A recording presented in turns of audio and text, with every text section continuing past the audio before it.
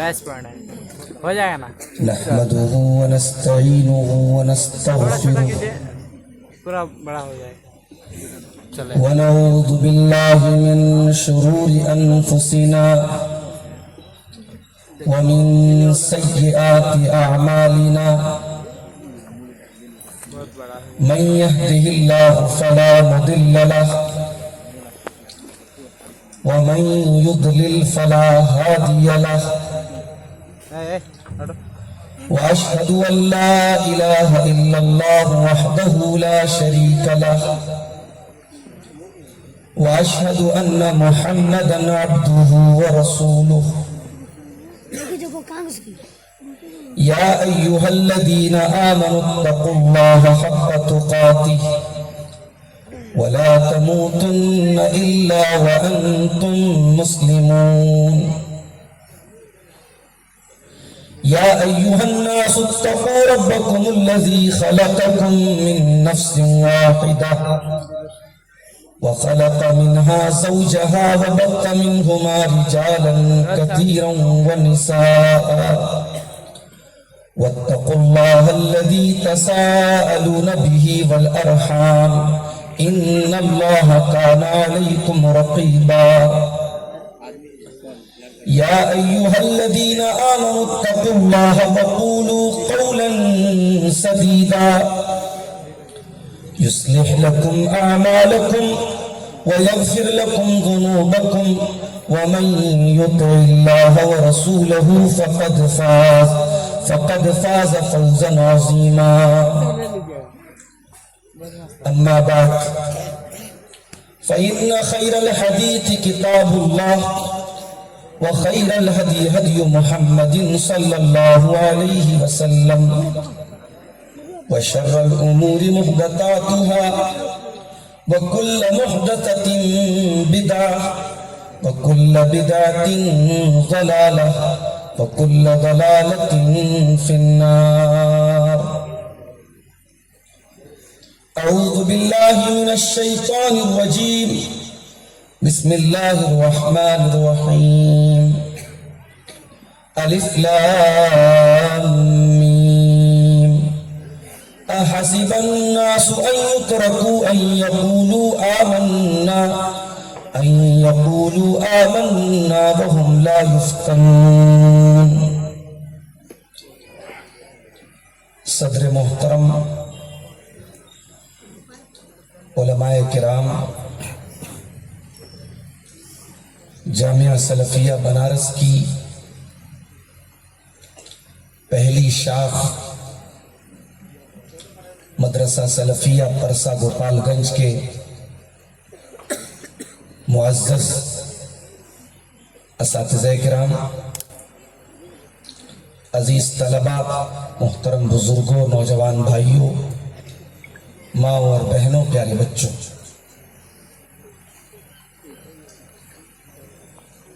وقت بہت محدود ہے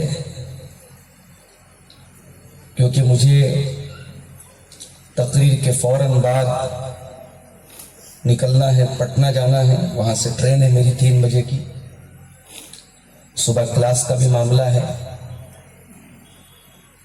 موضوع ملا ہے عصر حاضر کے فتنے اور ان سے بچاؤ کے طریقے۔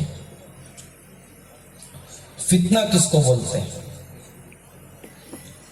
عربی زبان میں فتنے کا جو لفظ ہے، امام الجرجانی کہتے ہیں کہ فتنہ اصل میں ایک پروسیس کا نام ہے۔ جب سونے کو آگ پہ تپایا جاتا ہے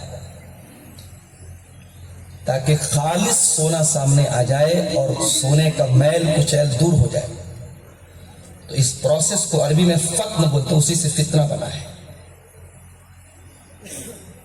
گویا فتنہ ایک ایسی چیز کو کہتے ہیں جس کے ذریعے کھرے اور کھوٹے کی تمیز ہوتی ہے، کون پکا مومن ہے، کون کمزور مومن ہے، کون منافق ہے، کس کا ایمان مضبوط ہے، کس کا ایمان کمزور ہے، کون مصیبتوں کے سامنے ٹھہر سکتا ہے، کون مصیبتوں کے سامنے ڈھیر ہو سکتا ہے، یہ ساری چیزیں فتنے کے ذریعے کلیئر ہو جاتی ہیں۔ قرآن حکیم کی جو آیت میں نے آپ کے سامنے پڑھی ہے، سورۃ العنکبوت کی ابتدائی آیت، اس میں اللہ تعالیٰ نے اسی بات کا ذکر کیا۔ الف لام میم احسب الناس ان يتركوا ان يقولوا آمنا وهم لا يفتنون۔ اے لوگوں، کیا تم نے یہ سمجھ رکھا ہے کہ تم جب یہ کہتے ہو کہ ہم اللہ کے اوپر ایمان لائے تو تم کو یوں ہی چھوڑ دیا جائے گا، تمہیں آزمایا نہیں جائے گا، تمہیں فطروں میں نہیں ڈالا جائے گا؟ اگر تم ایسا سوچتے ہو تو غلط سوچتے ہو۔ وَلَقَدْ فَتَنَّا الَّذِينَ مِن قَبْلِهِمْ فَلَيَعْلَمَنَّ اللَّهُ الَّذِينَ صَدَقُوا وَلَيَعْلَمَنَّ الْكَاذِبِينَ۔ اللہ کا طریقہ رہا ہے، تم سے پہلے کی امتوں کو بھی اللہ تعالیٰ نے فطروں میں ڈالا، آزمائشوں میں ڈالا، تاکہ اللہ تعالیٰ کلیئر کر دے کون سچا ہے، کون جھوٹا ہے، کون مومن ہے، کون کافر ہے، کون کھرا ہے، کون کھوٹا ہے۔ اور موجودہ جو دور ہے میرے بھائیوں، اگر ہم یہ کہیں کہ یہ فطروں کا دور ہے تو غلط نہیں ہوگا۔ قیامت جیسے جیسے قریب آئے گی یہ فتنے بڑھتے چلے جائیں گے، اور اس کی پیشن گوئی کی ہے جناب محمد رسول اللہ صلی اللہ علیہ وسلم نے۔ بخاری شریف کی وہ حدیث آپ اٹھائیے، اللہ کے پیارے رسول مدینہ کی ایک پہاڑی پر چڑھے، اسامہ بن زید حدیث کے راوی ہیں، اللہ کے پیارے نبی نے مدینہ کی طرف دیکھا، آپ نے فرمایا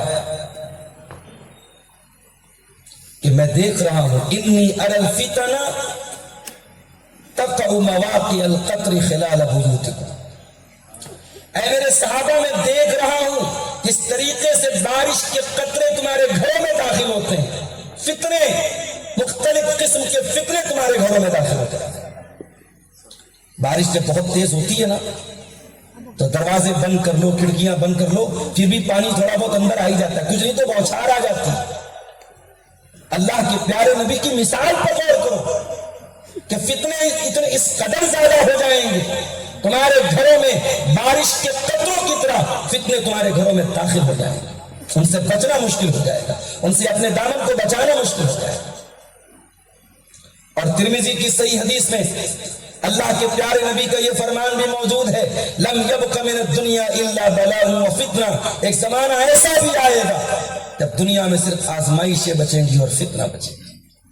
صحیح مسلم کی ایک روایت میں اللہ کے پیارے نبی فرماتے ہیں، بادروا بالاعمال فتنا، اے میری امت کے لوگوں، عمل میں جلدی کرو، عمل میں دیر نہ کرو، نیکی میں دیر نہ کرو، اس سے پہلے کہ فتنوں کا دور آ جائے، اور اس قدر فتنے آ جائیں کقطع اللیل المظلم، جیسے اندھیری رات میں آسمان میں صرف اندھیرے ہی اندھیرے نظر آتے ہیں، صرف فتنے ہی فتنے نظر آئیں گے۔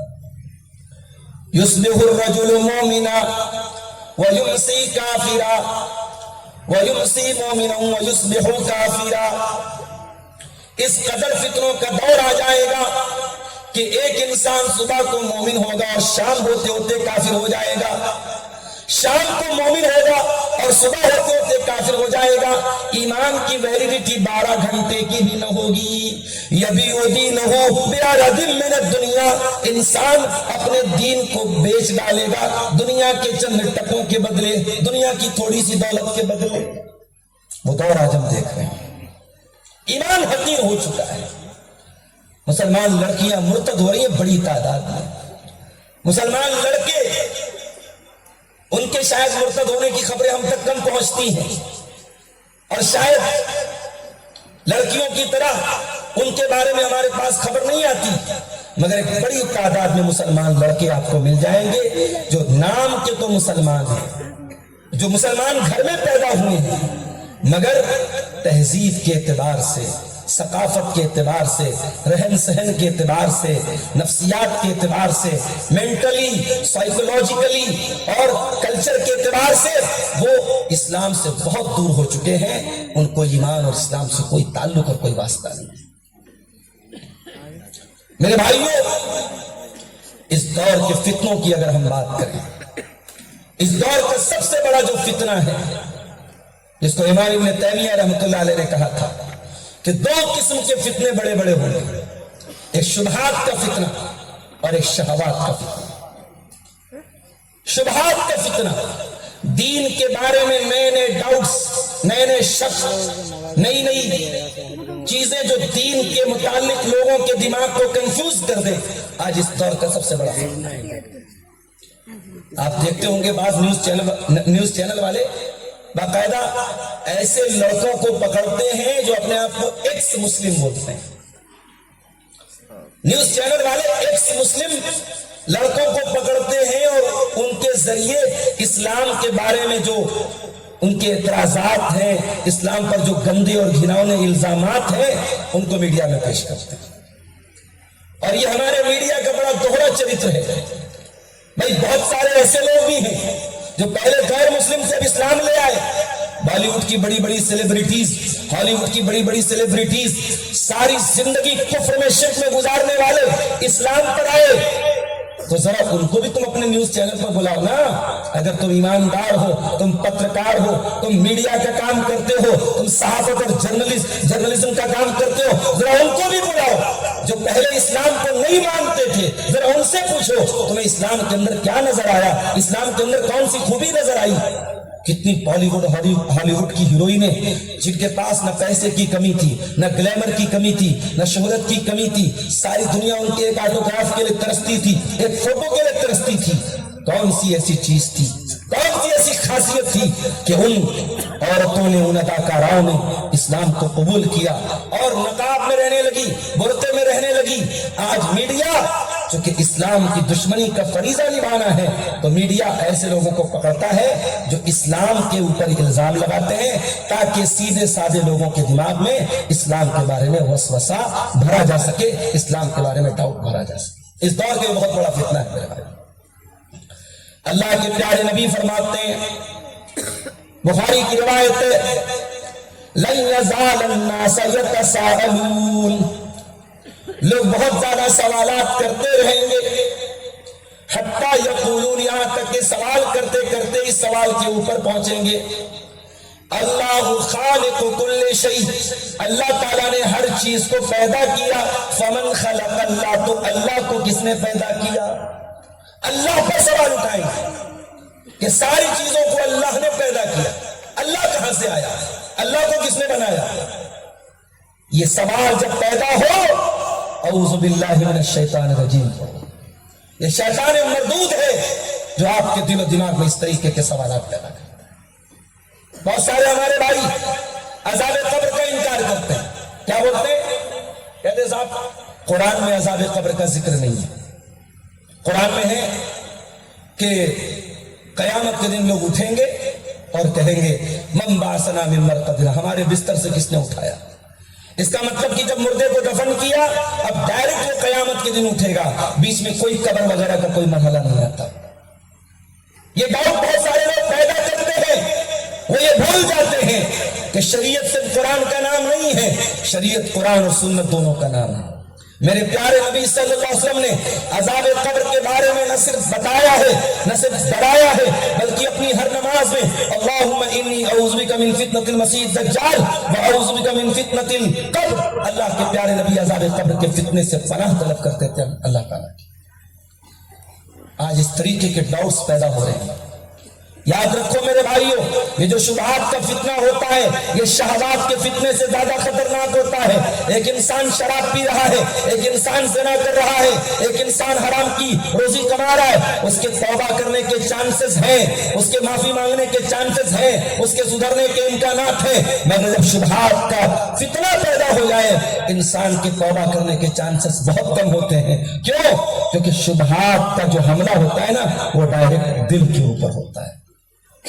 بخاری اور مسلم کی روایت ہے، حضرت عمر فاروق کے مجلس میں صحابہ کرام بیٹھے تھے. حضرت عمر نے کہا کہ کیا تم میں سے کوئی ایسا ہے جس نے اللہ کے پیارے نبی سے فتنوں کے بارے میں کوئی بات سنی ہو؟ بعض صحابہ نے کہا کہ ہاں ہم نے سنا ہے.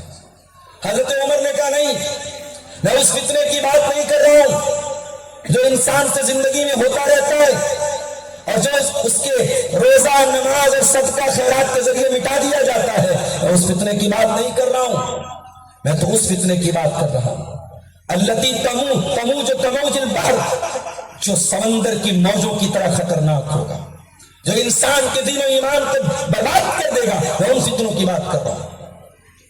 سارے صحابہ خاموش ہو گئے. حضرت حذیفہ رضی اللہ تعالیٰ عنہ نے کہا کہ ہاں اے امیر المومنین حضرت عمر، میں نے سنا ہے اللہ کے نبی صلی اللہ علیہ وسلم فتنوں کے بارے میں.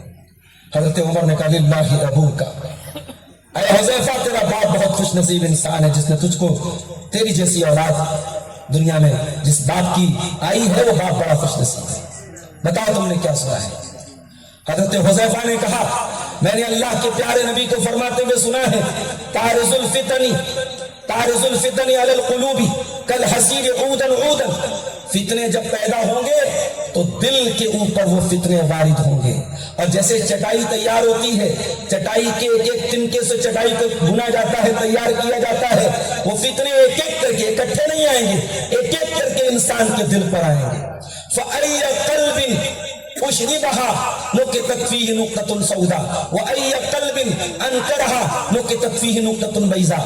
اب جو دل اس فتنے کو قبول کرے گا اس دل کے اوپر ایک کالا دھبا ڈال دیا جائے گا، اور جو دل اس فتنے کا انکار کر دے گا اس پر سفید دھبا، سفید پائن ڈال دیا جائے گا. اب دو ٹائپ کے دل ہو جائیں گے.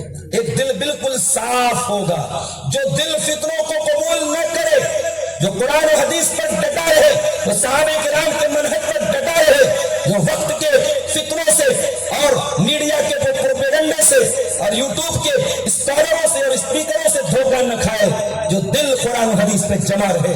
اللہ کے پیارے نبی فرماتے ہیں ما تضرہ فتنۃ ما دامت السماوات والارض، جب تک زمین و آسمان قائم ہے اس دل کا کوئی فتنہ اس دل کو بگاڑ نہیں سکتا. لیکن جو دوسرا دل ہوگا جو فتنوں کو قبول کرے گا اس پر کالے رنگ کے دھبے پڑتے چلے جائیں گے، یہاں تک کہ حتی تصیرہ، یہاں تک کہ وہ کالا ہو جائے گا. اور کیسا ہو جائے گا؟ کالکوز مجخین، وہ الٹے برتن کی طرح ہو جائے گا. وہ دل الٹے پیالے کی طرح ہو جائے گا. پیالے کو الٹ کے رکھ دو، پانی ڈالتے جاؤ، پیالے کے اندر پانی جانے والا نہیں ہے. جب دل میں فتنوں کی آگ بھر جائے گی، جب دل فتنوں سے لبریز ہو جائے گا، اس پر نہ قرآن کی آیتیں اثر کریں گی، نہ نبی کی حدیثیں اثر کریں گی، نہ علماء کی تقریر اور بیانات اثر کریں گے. کالکوز مجخین، وہ الٹے برتن کی طرح ہو جائے گا. لا یعرف معروفا ولا ینکر منکرا، وہ کسی بھلائی کو بھلائی نہ جانے گا، کسی برائی کو برائی نہ جانے گا. دعا کرو میرے بھائی، اللہ ہم سب کے دلوں کی حفاظت فرمائے. یہ شبہات کا فتنہ بڑا خطرناک ہے. ہم نے ایسے بھی لوگوں کو دیکھا ہے زندگی کے ایک حصے تک قرآن و حدیث پر چلتے رہے، توحید و سنت پر چلتے رہے، علماء سے جڑے رہے، لیکن جب فتنوں کا شکار ہوئے، شبہات کے فتنے کا شکار ہوئے، آج علماء کو گالی دے رہے ہیں، آج دین کی بیسک چیزوں پر سوال اٹھا رہے ہیں، صحابہ کرام کو گالی دے رہے ہیں، قرآن و حدیث پر سوال اٹھا رہے ہیں. اللہ کی قسم یہ بڑا خطرناک فتنہ ہے جس کو شبہات کا فتنہ کہا جاتا ہے. اور آگے بڑھیے، ایک بہت ہی خطرناک قسم کا فتنہ ہے شہوات کا فتنہ. شہوات کا فتنہ کس کو بولتے ہیں؟ جس کا تعلق انسان کی ڈیزائر سے ہو، انسان کی خواہشات سے ہو، انسان کی اچھاؤں سے ہو. یہ بے حیائی کا فتنہ، یہ عورتوں کے ننگے پن کا فتنہ، یہ مردوں کی نظروں کے غلط استعمال کا فتنہ، یہ زناکاری اور بدکاری کا فتنہ، یہ کیا ہے؟ یہ شہوتوں کا فتنہ ہے. میرے بھائیو، اسلام آپ کو اپنی شہوتوں کا استعمال کرنے کی اجازت تو دیتا ہے، مگر شہوتوں کو بے لگام کرنے کی اسلام اجازت نہیں دیتا ہے. اللہ کے پیارے نبی فرماتے ہیں حفت النار بالشہوات، اگر انسان کو جہنم میں جانا ہے، اگر جہنم کی آگ میں جلنا ہے تو یاد رکھے کہ جہنم کو اللہ تعالیٰ نے شہوتوں سے گھیر دیا ہے. اگر انسان شہوتوں کے راستے پر چلے گا، خواہشات کے راستے پر چلے گا تو جہنم میں جائے گا. وحفت الجنت بالمکارہ، اور جنت کو اللہ تعالیٰ نے नापसंदीदा चीजों से घेर दिया है। बहुत सारे मकामात जिंदगी में आएंगे जहां अपनी ख्वाहिशात पर कंट्रोल करना पड़ेगा, अपने मन में पैदा होने वाली इच्छाओं को मारना पड़ेगा, अपनी डिजायर्स को खत्म करना पड़ेगा, तब जन्नत आपको मिलेगी।